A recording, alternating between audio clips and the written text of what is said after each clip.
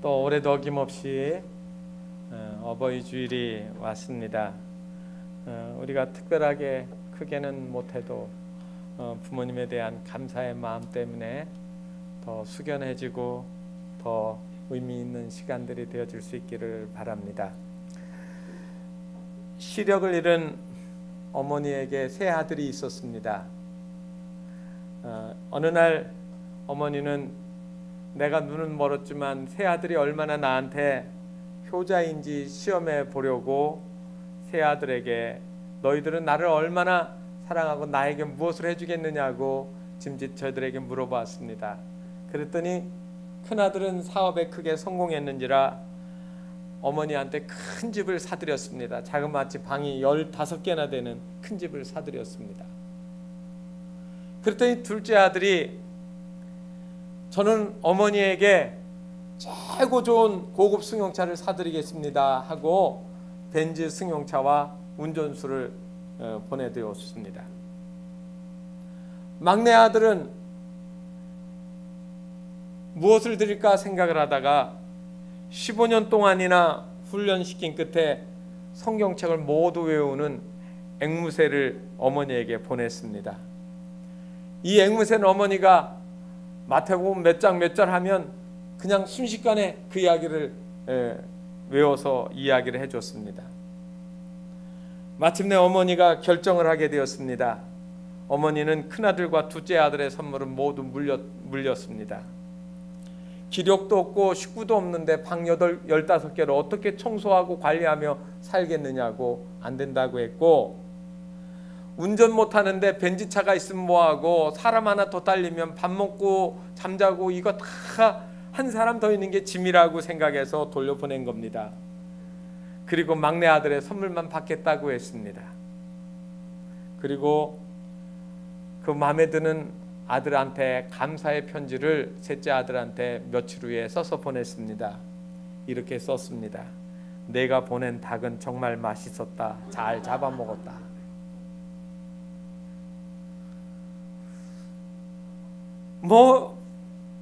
이런 이야기지만 어머니의 아버지에게 가장 당장 지금 필요하고 유익된 게 무엇일까? 여러분 생각해 보셨습니까?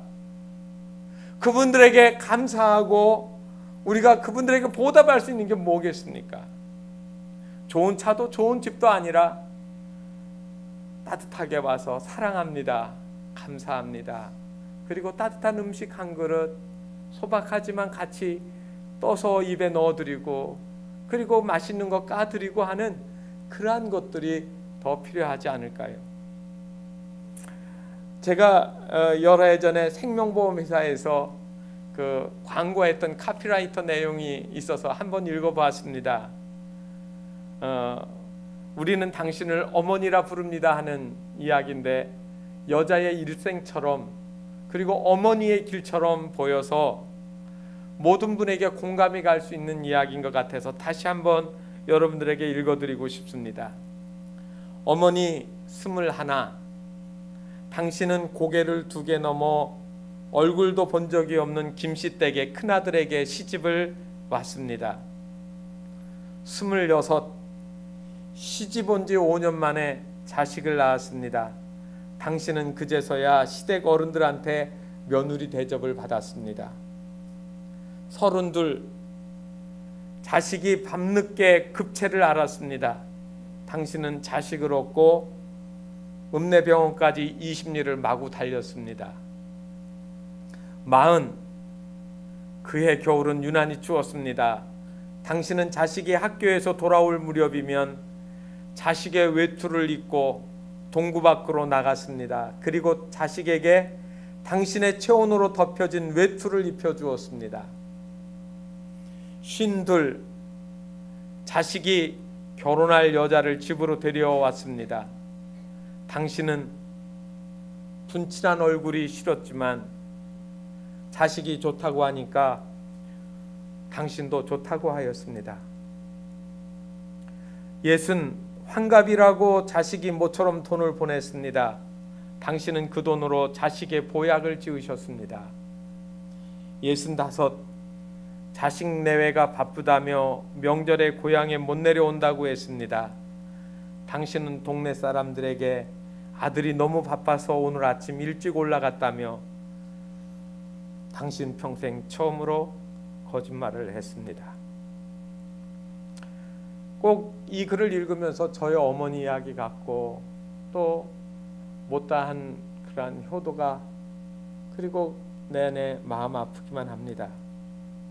자식 하나 잘되기 원해서 살아오셨던 그분들의 얼굴에 깊은 주름이 파였는데 우리는 그분들을 그저 어머니라고 부르기만 합니다. 독일 속담에는 한 아버지가 10 자녀를 기를 수 있어도 10 아들은 한 아버지를 모시지 못한다는 속담이 있습니다. 아버지 어머니가 하신 그 사랑을 자식이 절반만 해도 효자 효부 소리를 들을 것 같습니다. 우리는 그분들에게 10분의 1만도 하지 못하지 않습니까? 서울 아산병원에서 50세 이상 되신 분 200여 명을 대상으로 설문조사를 했는데 이런 내용의 질문을 했습니다. 당신 가족 중 누가 당신의 건강에 가장 관심이 있습니까? 하고 질문했더니 아버지들은 대답을 그렇게 이야기했어요. 73%가 아내가 내 건강을 챙겨준다. 그 다음에 자기 자신이 건강을 챙긴다고 하시는 분들은 24%였고요. 딸이 내 건강을 챙겨준다고 한 분들은 3%고요. 아들은 걱정해 주냐고 했더니 한 사람도 나를 걱정해 주는 아들이 없다고 대답을 했습니다.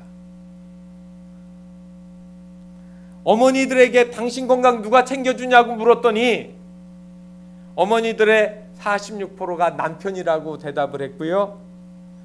그리고 30%는 내 건강 내가 챙긴다 스스로 이야기를 했습니다.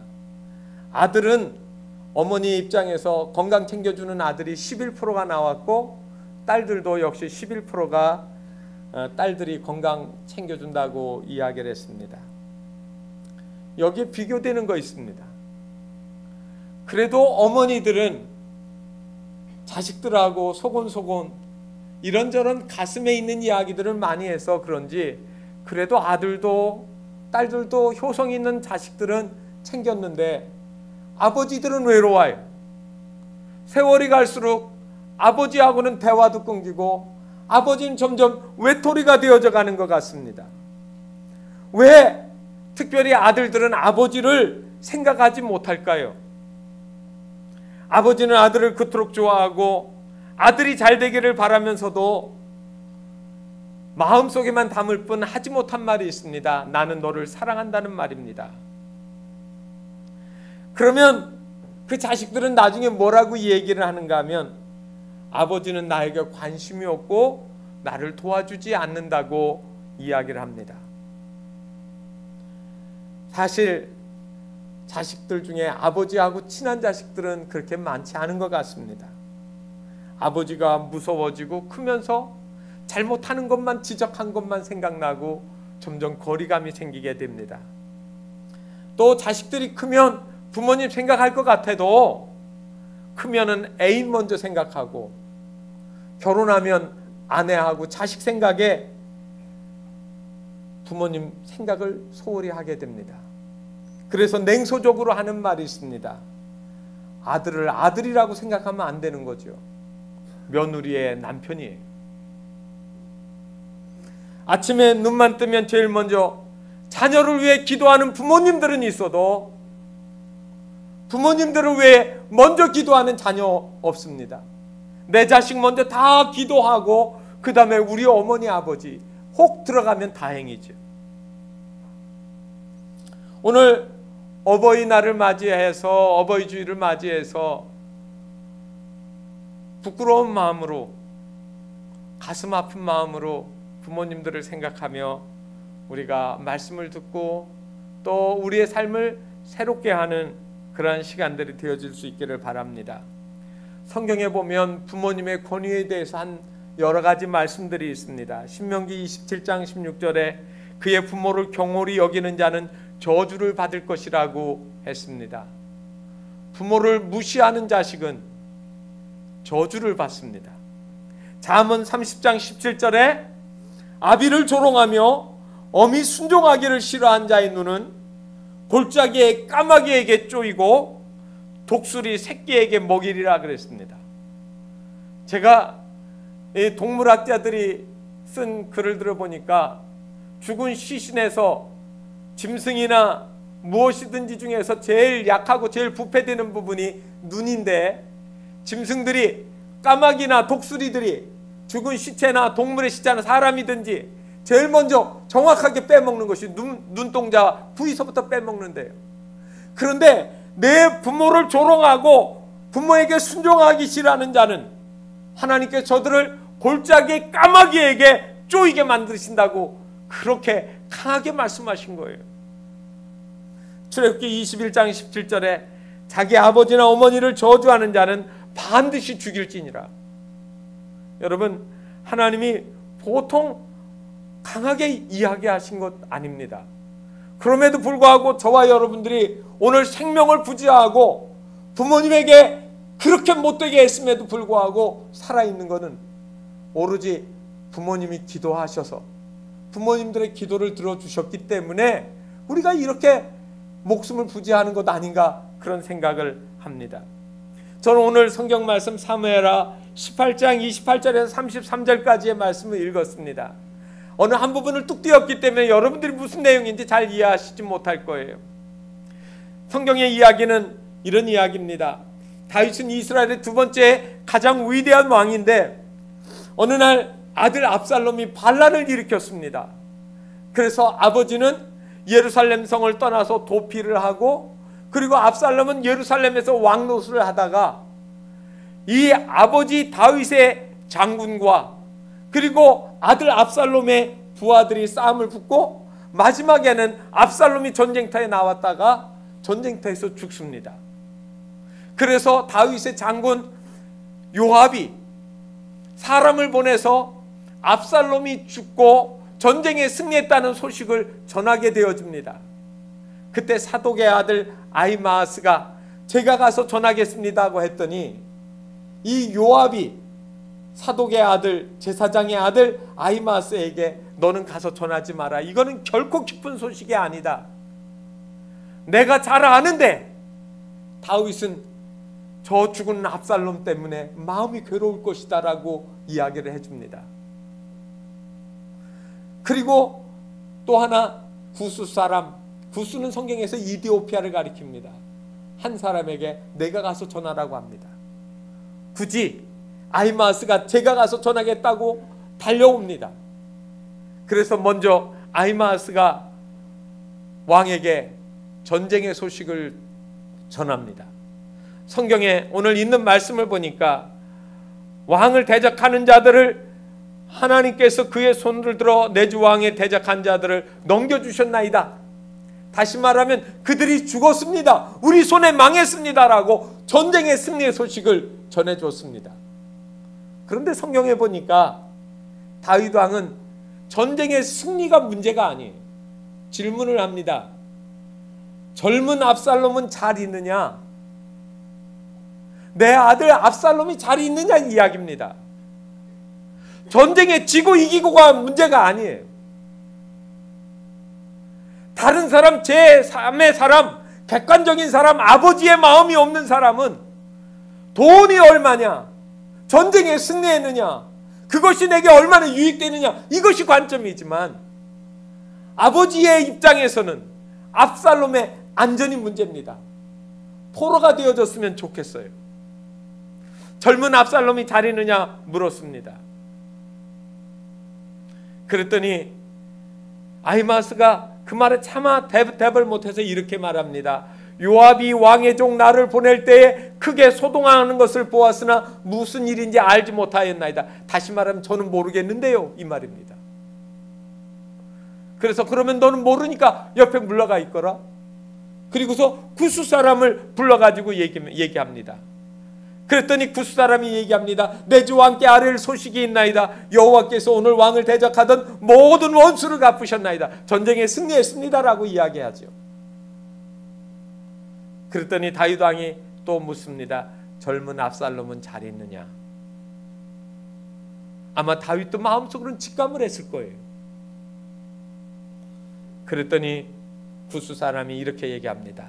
내 주 왕의 원수와 일어나서 왕을 대적하는 자들은 다 그 청년과 같이 되기를 원하나이다. 청년, 젊은 압살롬이라고 했으니까 답을 해주는데 그 청년과 같이 되기를. 어떻게 됐다는 얘기예요? 죽었다는 얘기 아닙니까? 그 순간에 다윗 왕이 여러분 33절에 그렇게 얘기합니다. 마음이 심히 아파서 문 위층으로 올라가서 울기 시작하는데 이렇게 말하면서 울기 시작합니다. 내 아들 압살롬아, 내 아들 압살롬아, 차라리 내가 너를 대신하여 죽었다면 압살롬 내 아들아 하면서 울었습니다. 여러분,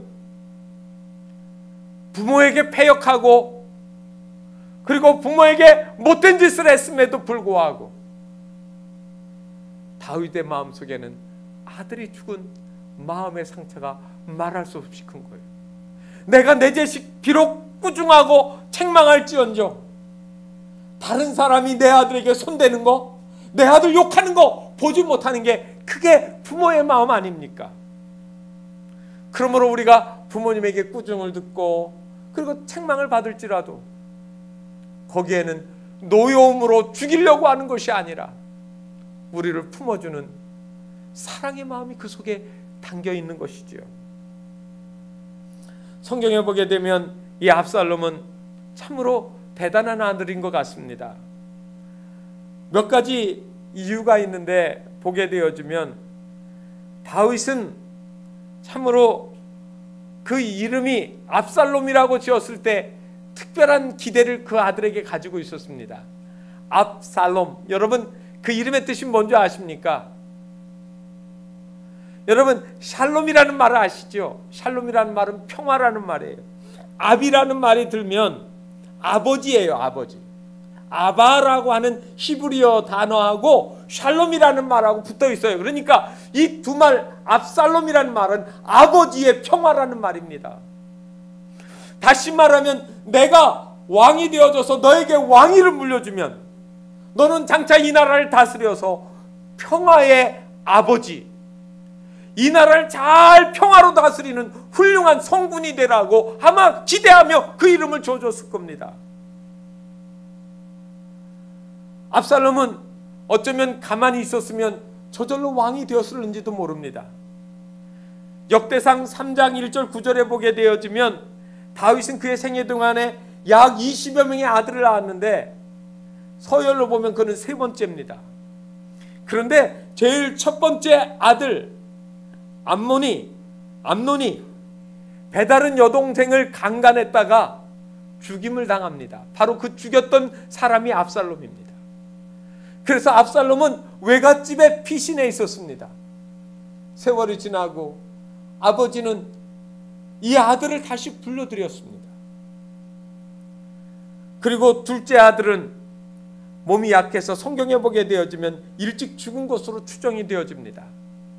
시간이 지나고 저절로 왕이 될 수 있을 텐데 아마 압살롬은 옛날에 자기가 형 암논을 죽였던 그 일 때문에 아버지가 어쩌면 자기에게 왕위를 주지 않을지도 모른다라고 하는 두려움과 염려가 있었던 것 같습니다. 그래서 그는 아버지를 몰아내고 그리고 사람들을 규합을 해서 그는 왕이 되려고 했던 것 같습니다. 오늘 아들은 아버지의 마음을 이해하지 못했습니다.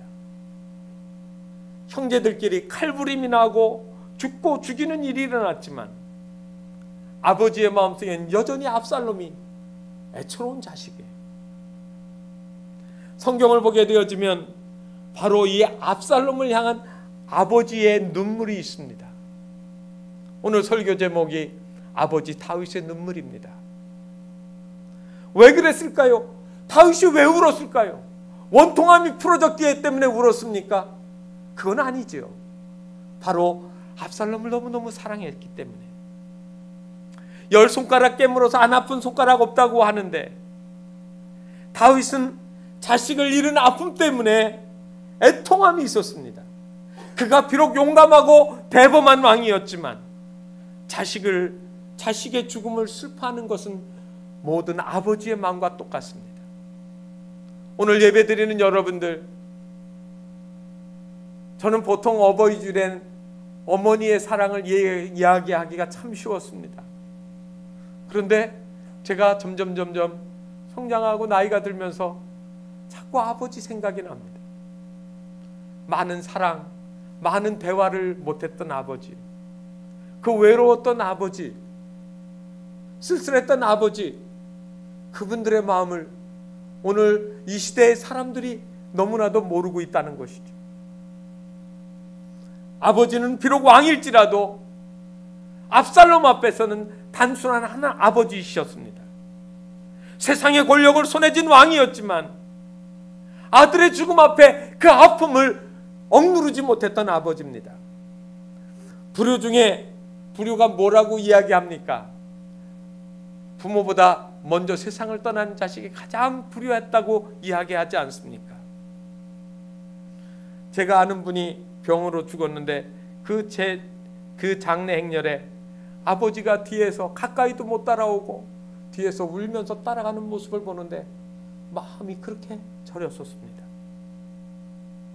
부모의 마음 아프게 하시지 않는 여러분들 되시기를 주님의 이름으로 축원합니다. 끝까지 건강하시고 부모님들에게 효도하시는 그런 복된 삶이 되시기를 바랍니다. 요압은 자기가 압살롬을 죽이고 그리고 그 죽인 아들에 대한 이야기를 왕에게 스스로 전하지 못했습니다. 그런데 다윗 왕이 아들 때문에 그렇게 울고 울으니까 요압이 다윗 왕에게 이런 말을 했습니다. 왕께서 이렇게 계속 우시면 한 사람도 왕과 함께 머물러 있지 않을 것입니다라고 다윗 왕에게 협박을 했습니다. 그는 아들을 잃은 아버지의 마음을 이해하지 못한 거예요. 다른 사람의 눈에는 허물이 많아도 아버지의 눈에는 그 아들의 허물이 감춰지게 되어 있습니다. 다 잊어버립니다. 왜냐하면 사랑이 그 아픈 마음을 녹여주기 때문에 그렇습니다. 제가 어느 대학 교수가 어린 시절 아버지를 그리며 쓴 글을 읽어보았습니다. 그 내용을 잠깐 좀 소개해 드리려고 합니다. 경남 산청이 고향인 가난한 집 아들이 하나가 있었습니다. 그런데 아버지는 가진 건 없어도 공부해야 성공한다고 그 아들을 대구로 유학을 보냈습니다. 대구에서 중학교를 다니기 시작했는데 공부는 하기 싫고 부모님은 옆에 안 계신데 공부가 되겠습니까? 그저 친구들하고 열심히 놀기만 했습니다. 그리고 기말고사를 보았는데 성적표를 보니까 기가 막힙니다. 68명 중에 68등을 했습니다. 부끄러운 성적표를 가지고 방학이 돼서 부모님에게 가려니까 도저히 발걸음이 떨어지지 않아 고민을 하다가 결국 잉크로 기록된 성적표를 위조를 했습니다. 칼로 살살살살 긁어가지고 68자를 지우고 거기다 1이라고 써놨습니다. 그리고 아버지께 보여드렸습니다. 그렇게 할 수 있었던 것은 아버지가 보통 학교도 나오지 못한 무식한 분이었기 때문에 잘 모를 것이라고 생각을 해서 일자라고 고쳐놓은 겁니다. 대구로 유학 간 아들이 집으로 왔으니까 친지들이 몰려와가지고 이 아버지에게 말합니다. 아들이 공부 잘했더냐고 물었습니다. 아버지는 사람들에게 이렇게 말합니다. 뭐 앞으로 봐야지. 그런데 이번엔 반에서 1등 했는가벼? 라고 대답을 했습니다. 그러자 소문이 동네에 확 퍼졌습니다. 친구들이 찾아와가지고 너 자식 하나는 잘 뒀네, 1등을 했다면 한 통 내야지, 그냥 지나가면 안 돼 라고 난리를 폈습니다. 당시 그 학생 집은 동네에서 가장 가난한 살림이었는데 이튿날 아버지는 한 마리뿐인 돼지를 잡아 동네 사람 모아놓고 잔치를 하였습니다. 강가에 갔다가 돌아와 보니 기가 막힌 일이 벌어진 거예요. 창피하고 부끄러워 얼굴을 둘 수가 없습니다. 방학이 끝나고 대구로 돌아가서 그 충격 때문에 이 아들은 몸둘 바를 몰라 했습니다. 그리고 죽을 힘을 다해서 공부를 하기 시작했습니다. 가짜 1등이 아닌 진짜 1등을 하려고 노력을 했습니다. 친구들이 같이 놀자고 할 때 놀고 싶은 마음이 없었던 건 아니지만 그때마다 한 마리밖에 없는 돼지 잡아 잔치 벌인 아버지 얼굴이 떠올라서 놀 수가 없었습니다. 그로부터 17년 후 그 소년은 대학 교수가 되었습니다. 그리고 교수의 아들이 중학교에 입학할 무렵쯤에 부모님 앞에 30년 전의 일을 사과하기 위해서 고향에 갔습니다. 저녁상 물리고 부모가 함께 있을 때 말을 뗍니다. 저 아버지, 저 중학교 1학년 때 1등 한 거 있잖아요, 사실은요 라고 이야기를 하려고 합니다.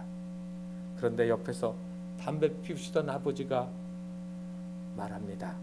알고 있다 그만해라, 손자 듣는다. 아버지는 자식이 의지한 성적 다 알고 있었던 거예요. 그 넓고 크신 아버지의 마음이 크게 그 아들이 1등 했다고 이야기하고 온 그 아들을 그냥 마음에 품으신 거죠. 혹 이 자리에 있는 저와 여러분 포함해서 아버지가 아직 살아계시다면, 또 늙으신 어머님이 계시다고 하면 그분들 마음속에 담긴 애틋한 사랑들을, 그리고 알면서도 모른 척 해주셨던 그 사랑들을 다시 한번 상기하시기를 바랍니다. 다윗은 자기의 죄를 회개하면서 울었습니다. 다윗의 울음은 아들에 대해서 너무나도 미안한 마음이 있었을 겁니다. 다른 사람들은 못된 짓 다 아들만 보았는데 다윗은 이 압살롬이 자기 때문에 죽었다고 생각을 한 것 같습니다. 사실 다윗의 가정을 보게 되어지면 부인이 몇 명인지 정확히 나와 있지는 않습니다. 그러나 대충 어림잡아서 7명, 일부 다체의 자식이 20명이 넘습니다. 얼마나 복잡한 가정이에요. 하룬들 편하겠습니까? 국정과 전쟁에 자식들하고 따뜻한 이야기 한 번 못했습니다. 그러다 보니 형제간에 늘 갈등이 있고 서로 미워하고, 그래서 형제가 형제끼리 칼부림이 나는 거예요. 넷째는 말년에 아버지를 배반하고 자기가 왕이 되어져 반역을 하기도 하고, 그러면서 이 압살롬도 남이 아닌 아들인데 아버지를 향하여 칼을 들고 일어난 겁니다. 형제간의 사랑이나 인격적인 교제를 볼 수가 없습니다. 집은 있는데 따뜻한 가정이 없어서요. 아마 다윗 왕이 그거를 가슴 아프게 생각한 것 같습니다. 하나님, 저 압살롬의 죄는 내 죄 때문입니다. 하나님, 저 압살롬이 저렇게 한 것은 내 죄 때문입니다. 아버지는 눈물을 흘리며 울었습니다. 여러분의 부모들은 자식이 잘못되면 다 내 탓이라고, 내 잘못이라고 그렇게 합니다. 바로 그 눈물, 그 속에 우리의 허물을 덮는, 내 탓으로 돌리는 부모님의 눈물이 있습니다. 오늘 성경 말씀에 다윗의 눈물에는 더 깊은 또 하나의 눈물의 의미가 있습니다. 그것은 하나님 아버지의 마음을 헤아린 눈물이었습니다. 시편 139편 7절 말씀에서 10절 말씀에 보면 이런 말씀이 있습니다. 내가 주의 영을 떠나 어디로 가며 주의 앞에서 어디로 피하리까? 내가 하늘에 올라갈지라도 거기 계시며 수월에 내 자리를 펼지라도 거기 계시니이다. 내가 새벽 날개를 치며 바다 끝에 가서 거주할지라도 거기서도 주의 손이 나를 인도하시며 주의 오른손이 나를 붙드시리이다. 이 이야기는 무슨 말인가 하면 하나님은 내가 어디에 있든지 하나님의 손길로 나를 붙잡고 계시다라고 하는 이야기입니다. 하나님은 내가 바다 끝에 가도 하늘 끝에 가도 수월에 내 자리를 펼지라도 거기서 하나님이 나를 붙잡아 주세요. 다윗의 입장에서 보면, 자기를 보면 사실 압살롬 욕할 그럴 처지가 아니에요. 자기는 자기의 사랑하는 부하 장군 우리아를 죽인 살인자예요. 살인자의 집에서 살인자가 나오고, 패역한 아들, 아버지 밑에 패역한 아들이 나왔는데, 그 아버지의 그 불순종한 것들을 긍휼히 여겨주시는 하나님에 대한 것들을, 하나님의 손이 아직도 나를 붙잡아 주시고 나를 지켜주신다라고 하는 그 사랑 때문에 또 눈물을 흘리는 겁니다. 엄청난 죄인인데도 용서해 주시는 거죠. 그래서 오늘 여러분 성경에 그 아들을 생각하면서 하나님의 마음으로 아들의 이름을 부르는 겁니다. 내 아들 압살롬아, 내 아들 압살롬아, 차라리 내가 너를 대신하여 죽었다면 압살롬 내 아들아, 내 아들아. 자그마치 아들 그 이름을 다들 5번을 부르고 있습니다. 서러워서 울고 답답해서 울고 괴로워서 울지만 하나님이 독생자 외아들을 우리에게 내어주시면서 흘리셨던 아픔의 눈물을 오늘 다윗을 통하여서 우리에게 또 상기시켜 주는 것이라는 말입니다. 여러분들의 부모님을 사랑하시기를 바랍니다. 특별히 이번 어버이 주일에는 아버지를 더 많이 사랑해 주셨으면 좋겠어요. 한국의 아버지들 참 불쌍하신 분들 많습니다. 사랑을 표현할 줄은 몰라요. 감정을 노출하지 않도록 저도 그렇게 배웠습니다. 그래서 말을 많이 하면 사내 자식이 무슨 말이 많아라고 하는 이야기가 반드시 따라 붙었고요. 어쩌다 울면 사내 자식이 왜 우냐고 그렇게 이야기 들었습니다. 그래서 사랑한다, 좋다, 싫다 이런 감정 노출 안 하는 것이 한국의 아버지들이에요. 좋아도 가슴에 있고 사랑해도 가슴에 있었습니다. 그래서 이 아버지들은 사랑 표현이 서툴러요. 자기 감정 내드러내는 것에 훈련이 되어 있지 않다 이 말입니다. 결혼하면 그 아들이 어떻게 변하는 줄 아십니까? 아침에 일찍 일어나서 회사 나가서 밤늦게까지 일합니다. 근데 그때 그 마음이 있습니다. 가장으로서 나는 가정을 지키고 내 가족들 바꾸지 않는다라고 하는 거예요. 그래서 내 가족들에게 따뜻한 밥 지어주고 굶기지 않는다고 하는 거. 그래서 억척스럽게 일했습니다. 전 세계에서 대한민국 남자들만큼 그렇게 노동 강도 센 곳에서 일한 사람들이 없습니다. 그래서 그들은 자식들에게 다른 건 못해줘도 밥 굶기지 않고 공부시켜주면 내 할 일 다 한 것인 줄 알았습니다.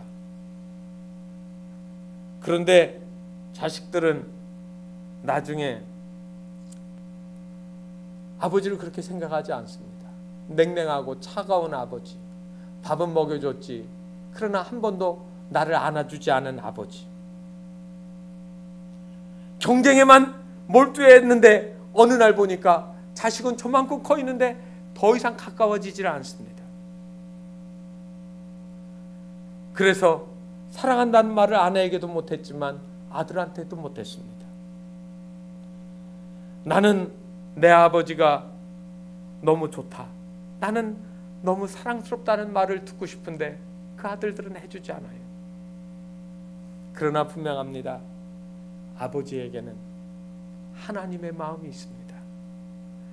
우리 아버지들에게는 사랑이 있었습니다. 아버지에게는 하나님의 마음이 있어요. 그들은 배고픈 시절 자식들을 굶기지 않으려고 몸부림쳤던 그 아버지들입니다.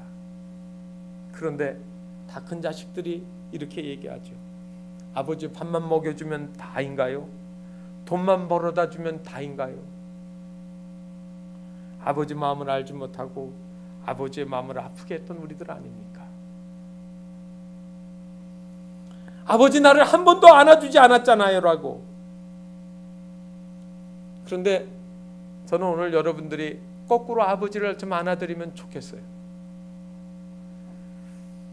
부모님에게 아버지 어머니 사랑합니다 하고 안아줄 수 있으면 좋겠습니다. 정회성 씨가 쓴 아버지 이제는 사랑한다고 말할 수 있어요 라고 하는 책이 있습니다. 그 책의 내용이 이런 내용입니다. 이분은 어렸을 때 아버지한테 수도 없이 많이 매를 맞고 자라나서 아버지에 대해서 분노와 미움이 있었습니다. 그런데 교회를 다니면서 예수님을 믿게 되었습니다. 하나님이 아버지인 것을 깨달았습니다. 그는 아버지를 소중한 분임을 알고 아버지를 사랑해 보려고 그리고 사랑하겠다고 결심을 하고 이런 글을 썼습니다.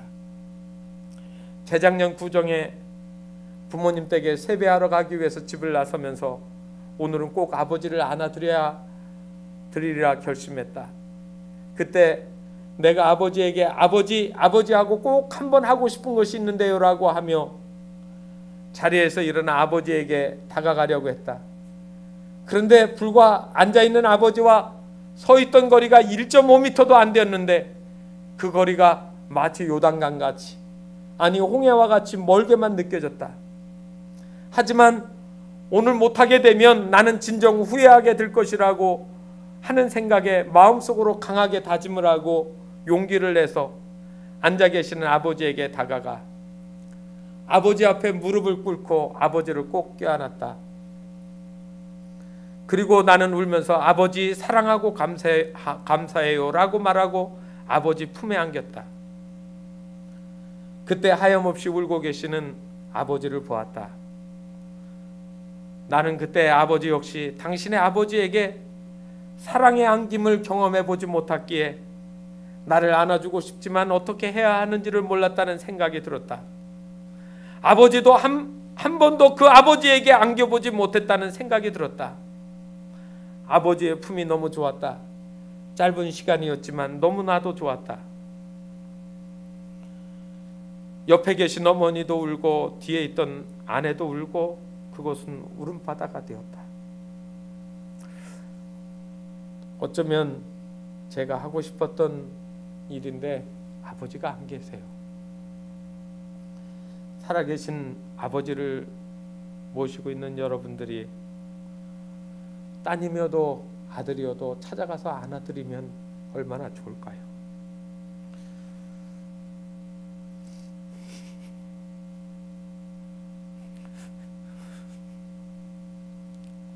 하나님이 우리의 아버지십니다. 살아있는 아버지는 내게 보여주시는 하나님의 형상이라는 말입니다.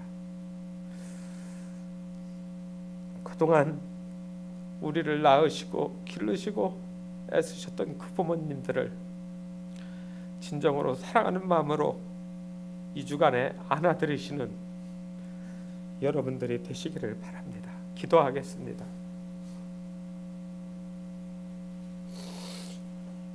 사랑의 하나님, 너무나도 귀한 부모님들 때문에 우리들이 사랑하고 또 이렇게 믿음으로 살아왔습니다. 때로는 부모님들 중에 살아계신 분도 있고 살아계시지 않아서 마음 괴로운 마음들이 있습니다. 먼저 아버지를 어머니를 보내드릴 수밖에 없었던 안타까움으로 그분들의 사랑을 기억하며 이제 저희들이 더 열심히 믿음으로 살게 하옵시고 또 그동안 저희들이 소홀히 했던 부분들을 더 소중히 다시 회복하고 아버지를 품에 안아드리고 어머니를 품에 안을 수 있는 마음이 있게 하옵소서. 차가웠고 냉랭했던 마음들이 회복되게 하시고 하나님께서 독생자 외아들을 내어주면서까지 사랑했던 그 사랑으로 우리의 마음이 그리고 우리의 사랑이 다시 뜨거워지고 새로워질 수 있도록 은혜를 허락하여 주시옵소서. 우리의 모든 소망 되시며 우리의 구원과 힘이 되어 주시는 우리 구주 예수님의 이름으로 간절히 기도하옵나이다.